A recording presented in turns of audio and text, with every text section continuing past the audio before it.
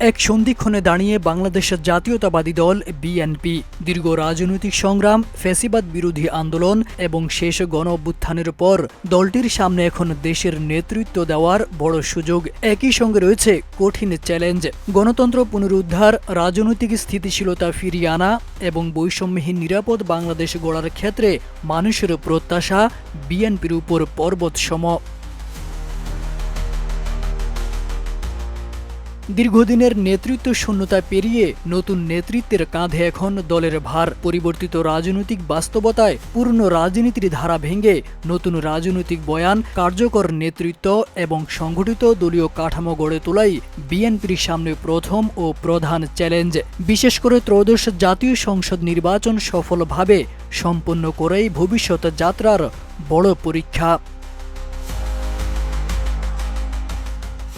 নির্বাচনের পথে দলকে মোকাবিলা করতে হচ্ছে একাধিক বাস্তব চ্যালেঞ্জ।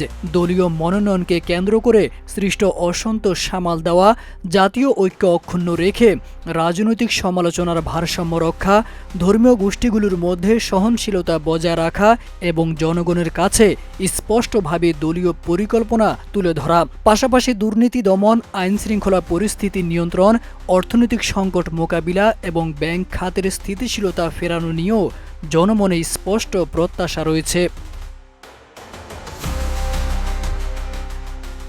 আন্তর্জাতিক সম্পর্কেও ভারসাম্য রক্ষা করা বিএনপির জন্য বড় ইস্যু। প্রতিবেশী দেশসহ বিশ্ব শক্তিগুলোর সঙ্গে সম্পর্ক, পররাষ্ট্র নীতির দিক নির্দেশনা এবং জাতীয় স্বার্থ রক্ষার প্রশ্নগুলো নির্বাচনের আগেই মানুষের কাছে পরিষ্কার করার চাপ রয়েছে।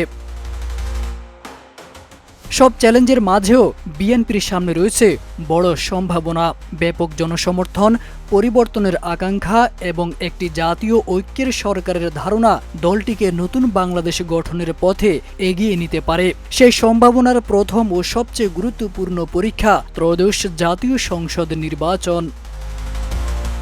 তারেক আজিজ খান, প্রজন্ম 24।